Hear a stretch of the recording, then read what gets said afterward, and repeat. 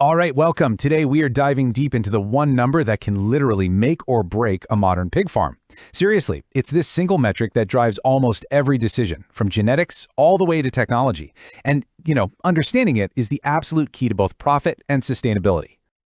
So, what's the single biggest hurdle? Well, it's this number right here. On any pig farm you can think of, feed isn't just a cost, it is the cost. We're talking a massive 60 to 70% of all production expenses. Just think about that for a second. That's like 70 cents of every single dollar spent going to just one thing. That is a huge slice of the pie. And that, of course, leads to the million-dollar question for any farmer, right? When one item on your budget is that massive, how in the world do you get a handle on it? Well, the answer isn't just about spending less, it's about spending smarter. And that all comes down to measuring efficiency. The secret to that efficiency is a metric called the feed conversion ratio, or FCR for short. Now, I know it sounds a little technical, but the idea behind it is actually pretty simple, incredibly powerful, and yeah, absolutely essential if you want to succeed in modern farming. Okay, the easiest way to think about FCR is like the miles per gallon for a pig. It tells you exactly how much feed an animal has to eat to gain 1 kilogram of weight. And just like with your car, you want that number to be as low as you can get it. A lower FCR means you're getting more bang for your buck, more growth for less feed. And calculating it is beautifully simple. You just take the total amount of feed a pig ate and you divide it by the total weight it gained in that same time. That little bit of division gives you the magic number. So, for instance, if a pig eats 3 kilograms of feed and gains 1 kilogram of weight, its FCR is 3.0. Easy as that.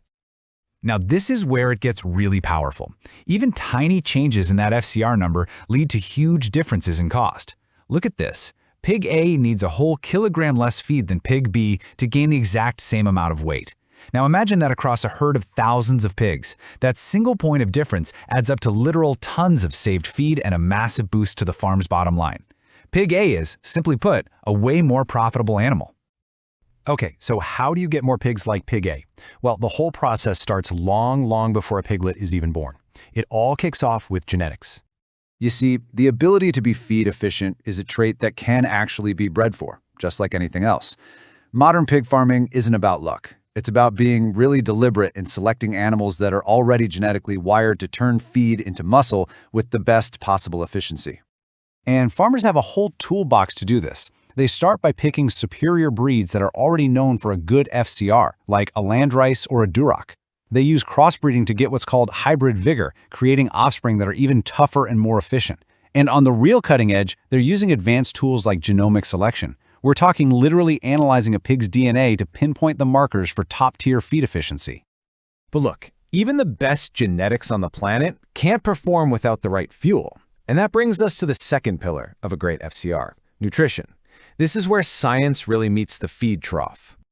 The goal here isn't just to fill the pig up. No, it's to give it the precise nutrients it needs at the exact right moment in its life. That way you maximize growth without any waste. It's a really sophisticated nutritional strategy. This is done with a strategy called phase feeding. So a young piglet, a weaner, is growing like crazy, so it needs a diet that's just packed with protein. Then, as it gets into the grower phase, the protein gets dialed back a bit, and by the finisher phase, the diet changes again to have a little less protein and more energy for fattening. Each phase is perfectly tailored to what the pig's body needs right then and there. And the diet gets fine-tuned even more with special additives. For instance, enzymes help the pig unlock more of the nutrients in its food. Probiotics and organic acids help keep its gut healthy, which is absolutely critical for good digestion. These aren't just little extras. They're tools to squeeze every single drop of value out of the feed. And get this, even the shape of the feed makes a difference. Just by pressing the loose mash-style feed into little pellets, you can improve FCR by 5 to 10%. Why? Well, it reduces waste because pigs don't spill as much, and the heating process used to make the pellets actually makes the nutrients easier for them to digest. It's a simple change, but wow, is it effective. Okay, so we've got fantastic genetics and the perfect diet. The third piece of this puzzle is the pig's home. A pig's environment has a direct, and I mean measurable, impact on its efficiency. The main idea here is super simple.